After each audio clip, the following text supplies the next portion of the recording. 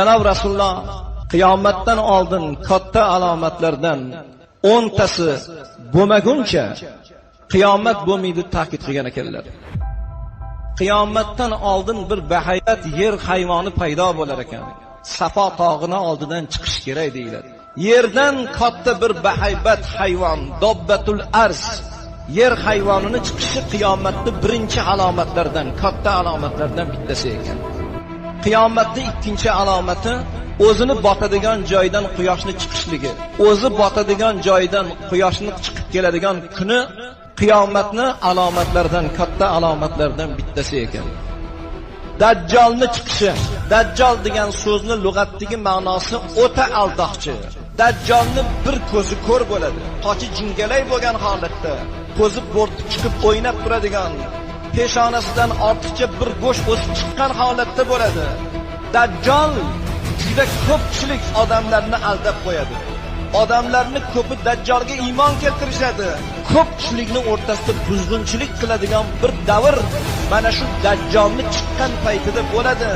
Bundan ogoh bo'linglar. Payg'ambarimiz marhamat qilgan ekanlar. Dajjol odamlarni aldab, fitna fasod qilib turgan paytda Iso alayhissalom ikkita farishtani qanotiga qo'llarini qo'ygan holatda Allohning amri bilan yer yuziga tushar ekanlar. Bobil Ludda degan joy, Ludda degan bir eshikni oldida Dajjolni topib o'ldirar ekanlar.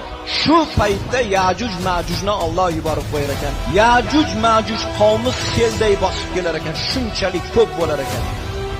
Shunda paytda Iso alayhissalomga Alloh amr qilar ekanki, ummatlaringni, qavmlarni olib tog'ni tepasiga chiqishliklar. Tur tog'ini tepasida jon saqlab turishlik payt bo'lar ekan. Juda ham og'ir payt bo'lar ekan, qamalda bo'lib qolishar ekan. Shunda bir alomatlar bo'lar ekanki, bir tutun paydo bo'lar ekan. 40 kun davomida bu tutun odamlarni dimog'iga kirib, kofirlarni bo'g'ib qo'yadigan holatda, mo'minlarni bir tumovday o'tadigan holatda tutun 40 kun paydo bo'lish.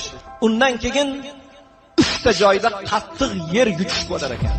Birinchisi mag'ribda, ikkinchisi mashriq deyiladi, uchinchisi arab jaziralaridan bo'lgan bir mamlakatda yer yutar ekan.